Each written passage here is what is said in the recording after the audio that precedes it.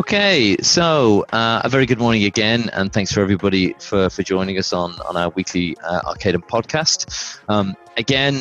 I've just got the two guys joining with me here this morning, and what the main topic of today is going to be talking about is responsible gaming. We're going to be talking about it from our perspective and how we see it as a company, and we're also going to be getting insight into the sort of wider industry as well from the guys, so we're looking forward to hearing from them. So if you just introduce yourself, guys, just to the audience, if you would. Yep, I'm Philip Douglas, Director of Gaming at Arcadem. My name is Christian Hellman, and I'm Director of Commercials at Arcadem. Thanks very much again for joining us, guys, as well. So let's just move on and just dive straight into the first question. And again, feel free to jump in, either one of you, whenever you want to. Talk a little bit more about sort of responsible gaming and how responsible gaming right now affects Arcadem. I mean, responsible gaming, it doesn't only affect Arcadem, it affects, the entire industry, and it has done for quite a long time. It's about taking everything from the player's perspective and making them feel safe while they're playing these games, and ensuring that the features are there that makes them feel safe, not just from the provider level, from the casino level, and even outside the industry, with the charities that support people going through some hard times. Addiction, unfortunately, is a thing, and we never want players to go through that, but if they are going through that, we want to be able to point them in the right direction for support if they visit the Arcadem site, and that's why we have the responsible gambling links at the bottom of our pages. But it's also the fact that we have the features in place within our games to help the customer with responsible gambling features, which is part of our GUI. It's very important for us as a company, Arcadem, to make sure the players are protected, they enjoy our games. We never want anybody to end up in a situation where it becomes a problem. That's why we are, as Philip said, we're very focused on the responsible gaming aspect with our games, the same on the site with the GamCare and the different helplines available. So I suppose really, and for the wider audience as well, because this would be really good for them to know, why now? Why has responsible gaming really sort of come to the forefront of the conversation in the gaming industry right now? I think it's more to do with technology and the evolving perceptions of public image. I mean, when I was a child, growing up in the UK, UK's, has a very gambling culture. It's, everyone wants to bet on the Grand National, and they have sweepstakes and everything. When I was younger, I would go to, horse racing tracks or dog tracks with the family just to, enjoy a day out. And unfortunately, that was around 1998 when I was 6 years old. And responsible gambling wasn't a thing in the UK, perception-wise. I could actually place a bet myself back in the day, but in the early 2000s, UKGC came around, and then perception started to get a lot more to being, underage gambling. We don't want that anymore, and it started to progress into what we know today. So, I mean, responsible gambling, has been an evolving process for over 20 years now. It's a good thing at the end of the day, but I feel it's the public perception and the industry perception and technology that changed to be able to make available to people these tools. Because before, in the late 90s, in the early 2000s, technology wasn't there to enable these tools because everything was still relatively new on the online sphere. And now with the tools being enabled and the perception changing, and current times, even more so, it's become a prevalent thing, and it's a good thing to happen. I fully agree with Philip there, to follow his as well. It has become more a priority moving forward, and that's as well with the online gaming industry growing. Players have more easy access to online games and that's why it's very important for us as an industry to come together and protect the vulnerable people that might have a problem.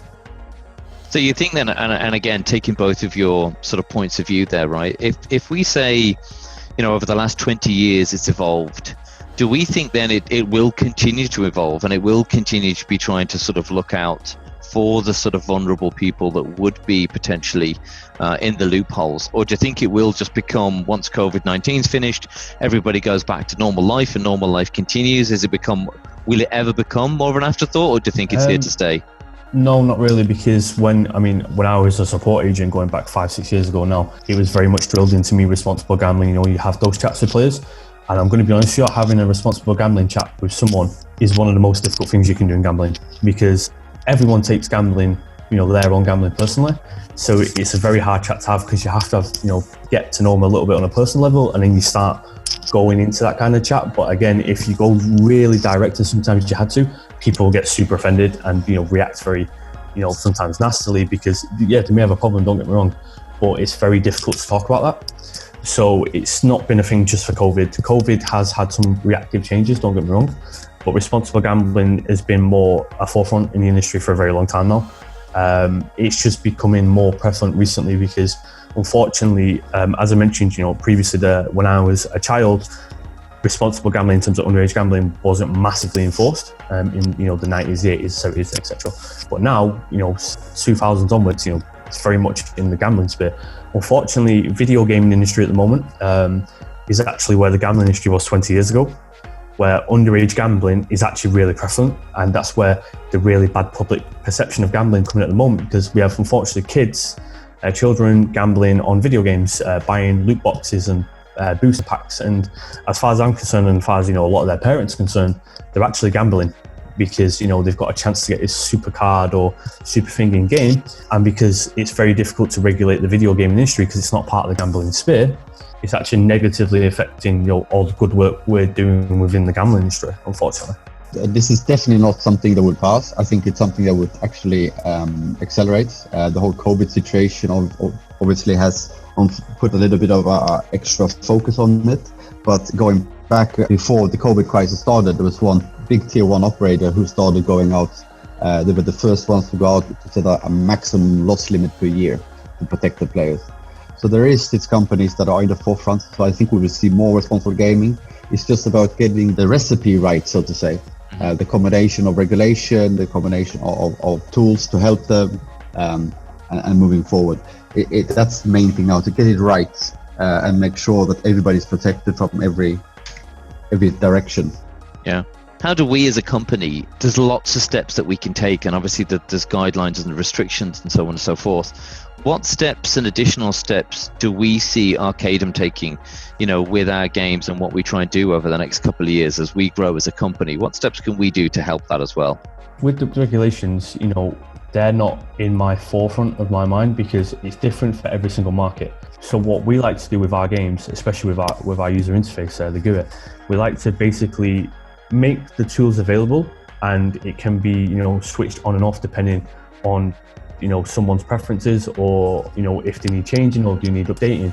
But we like to have our GUI ahead of the times. We like to give a reality check to the player. We say, there's a loss limit in there that, if you lose this much when you're spinning, the game will, to stop if you select that option, or, we can set up, like a win, or, stop with a feature. It's about making things reactive. And on the mobile version of our GUI as well, it's very much, if the player wants to change the bet, if they want to change the auto play or anything like that, it will cover the entire screen on the mobile.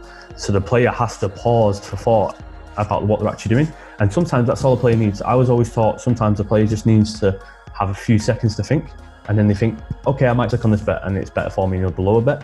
Or I'm up at the moment, I want to leave, or I've lost a bit too much, I want to leave.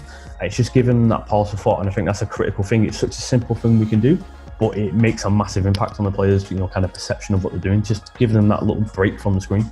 And does that come then from the physical design? So when we're sitting down, and again, I know we briefly touched on it last week about how we're going about creating and designing games in itself, does a lot of that making sure we are being responsible gaming and giving people that pause come from the fact that we are building games in such a way that we're going to allow it for user experience just as much as we are for responsible gaming as well? Before even we started designing the games, as we have a lot of games in our roadmap, different themes and everything. We actually designed the GUI first, and we designed this user experience first because we wanted to make sure that we had a proper user interface from our second game onwards, Evil Love, to make sure that customers have this, kind of pause for thought. And then it becomes kind of a basic skeleton then for the rest of our games. And then you start thinking about, the design and themes for all the games, because you've already got this perfect skeleton that you can change modules on, but at the base of this thing will never change. It will only change to update for, different regulatory markets, which we've made very flexible in our code. So for instance, with the new Germany regulations about a 5-second spin rule, we've made sure that for Germany customers that it's very flexible towards that. But if another regulator wanted to follow suit, we would also, be able to do reactively to change that. Not, we're kind of proactive already. We're not kind of, rushing and panicking. We've already thought about these changes well in advance and make sure it's there from day one. I suppose that was going to be one of my questions actually, was, have we come across cases that we actually need to be reactive to and be prepared for even before the game hits the market in terms of design and preparation for it? Not really, because we always think about everything beforehand. So we look at, different regulatory bodies. Like there's, for instance, for the UK and a lot of the other markets, you cannot appeal to children. So our artwork is, very adult themed. It's not in a lewd way. It's very adult themed. You look at our artwork and you think, yep, that's never aimed at children. Unfortunately, there is some images out there that do relate to children, and then they have been taken down. But we would never market towards that theme. We're looking for people who are 18 plus, over, people who should be gambling, not underage gamblers, and that's always in our forefront. So we'll never have to change the artwork for that reason, or we'll never have to change the sound for that or the mechanics, because we'll never appeal to that kind of market. Unfortunately, as I said, with the video game industry, it's a bit more difficult. They have the loot boxes, and a lot of that content does appeal to children, and it is impacting the gambling industry because people class that as gambling, and so do I. But it's very hard to regulate that, and I think that's where a lot of the negative press is coming from in regards to that. But providers in general within the gambling industry, none of us really appeal to children. We always want to appeal to an adult audience, and I think that's industry-wide as well, and especially with the casinos as well. And do we see then potentially then the gaming industry and the gambling industry almost merging into one industry over time to make sure that we are actually safeguarding the younger generation? I feel that it's up to a regulatory body or government bodies to do that, because the gambling industry can turn around and say to the video game industry, we want to impose these rules upon you, but we can't force them. We're regulated, and we're regulated for a reason, but the video game industry is not regulated, and it's something they don't have to do. And considering how much money some of these games make with these loot boxes, it's difficult for us to turn around and be like, yeah, can you change this to make it, to help us? Because at the end of the day, would the company really care? So I think it has to come from a regulatory standpoint or a government standpoint. Someone has to kind of enforce these changes, but the gambling industry can't, because it's not our product. We can't turn around and enforce other industries to do, what we do, and they can't do the same to us. But we're very regulated, and we're very focusing on that responsible gambling experience for players. And I think Christian can kind of, discuss a bit more as well on that. From a commercial side, the video game industry, that they are not regulated because they're normally the companies normally registered in different areas, whereas we as gaming companies, we're registered in all the territories we operate in, which means that we have a local license from, example, Sweden, UK, Denmark, Spain, etc. All of the regulated markets we have a license for. We make sure that we abide by the regulations for every market, and we also add extra responsible gaming tools to our games, even though they might not be necessary for that particular regulatory jurisdiction. And this is something that the game provider can make a decision on, but we always try to push it. So the main kicker here is to get the video game industry as well to be country regulated, which will be hard moving forward, because many of these games have one big office in countries that's not really regulated in the same way. So to answer your question, I think it's going to be very hard to merge the two. I would personally like to see it in the future, because I think both industries correlate very well. It's entertainment at the end of the day. And we should all take our responsibility and make sure that everybody we provide our product to are safe and are using it in the correct way, the way that we designed it to be used. Awesome. As always, gentlemen, thanks very much for taking the time, and we'll look forward to catching up with you next week on the next episode.